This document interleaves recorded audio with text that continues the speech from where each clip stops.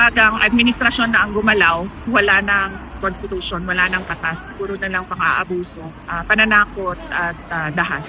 VP, alam ba ni former president ang nangyari sa Pilipinas, ma'am? Apparently, nakita niya pala sa balita. Wala naman akong plano kanina na banggitin sa kanya yung pangyayari sa Pilipinas. Pero lumabas sa news at nakita niya pala sa kanyang TV. Kaya pag upo niya, tinanong niya kaagad anong kaguluhan ang nasa Senado. So sinabi ko sa kanila na yun nga, pinipilit ng administrasyon na kunin si Senator Bato de la Rosa. Magulo ang ating bayan na hindi naman sana. Nagkakagulo lang tayo dahil kay BBM. Pag pinag-usapan natin ang charter change, ibig sabihin yan, hindi na yan bababa sa pwesto si BBM. At yan din ang sinabi ni President Duterte kanina. Sabi niya, Pilipinas, mag-ingat kayo kasi hindi na yan aalis sa pwesto niya. Sa inyo, maraming salamat sa pagpunta ninyo sa Duterte Street para magpakita ng suporta kay dating Pangulong Rodrigo Duterte. Pinapaabot niya ang kanyang pagpapasalamat sa inyong lahat at lagi niyang sinasabi na huwag daw kayo magsakripisyo para sa kanya. Pero lagi ko din sinasabi na alam niyo na, lagi naming napapaabot yung ganyan na mensahe pero tuloy-tuloy pa rin yung pagpunta niyo dito sa Den Haag at pagpapakita ng suporta sa kanya. Kaya maraming salamat. VP Inday, good afternoon. Kamusta po kayo ngayon, ma'am? Ano ba?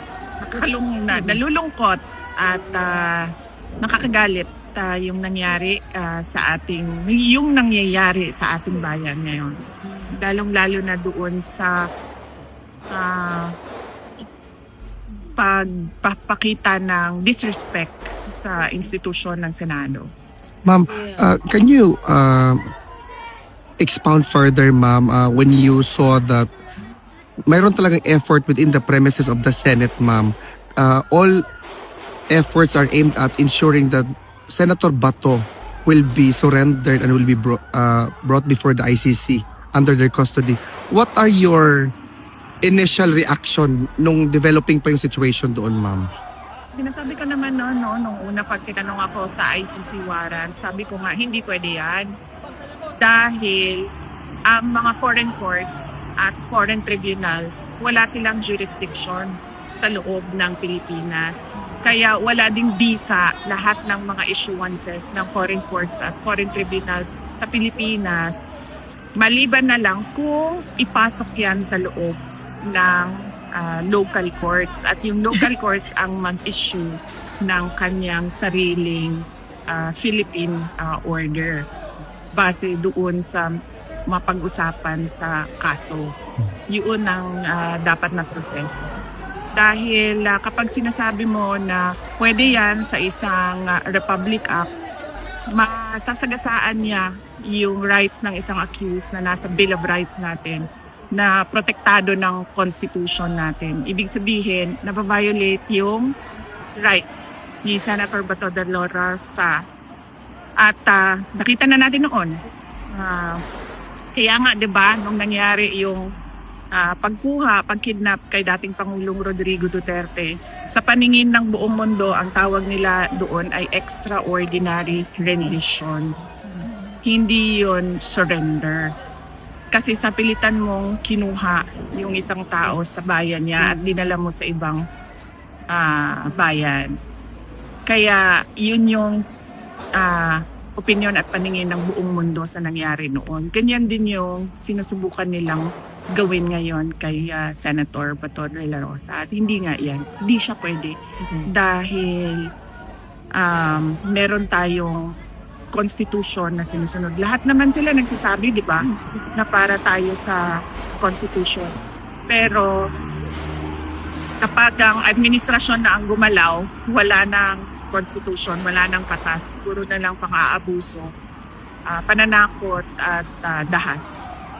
VP, alam ba ni former president ang nangyari sa Pilipinas, ma'am? Apparently, nakita niya pala sa balita. Wala naman akong plano kanina na banggitin sa kanya yung pangyayari sa Pilipinas.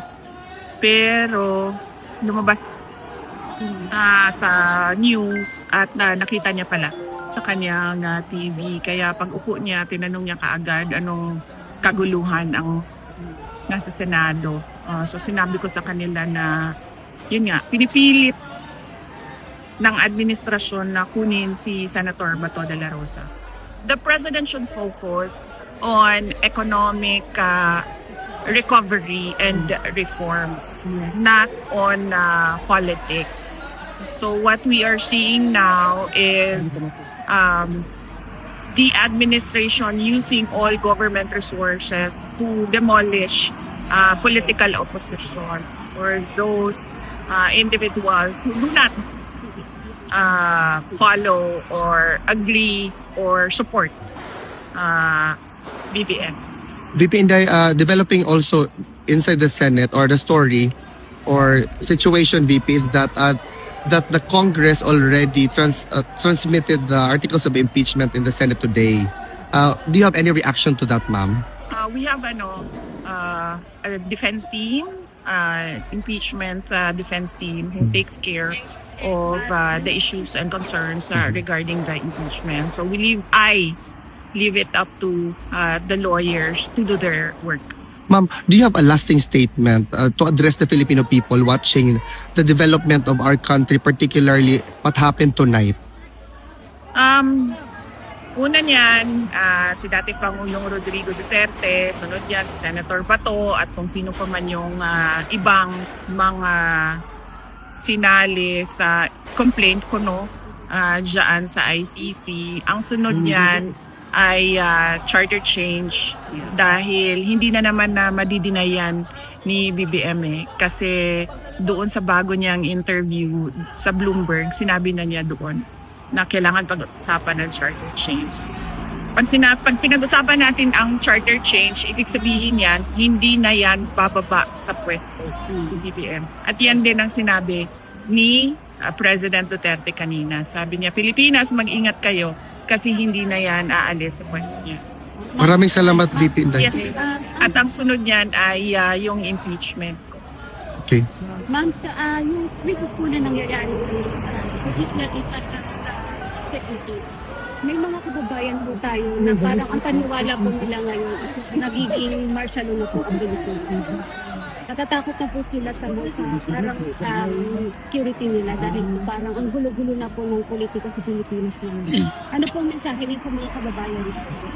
Totoo yun, magulo ang ating bayan na hindi naman sana. Nagkakagulo lang tayo dahil kay BBM.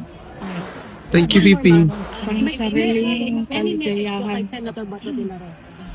Kay Senator Bato de la Rosa, kahapon nagkausap kami pero maikli lang yung pag-uusap namin kasi meron silang meeting na ginagawa.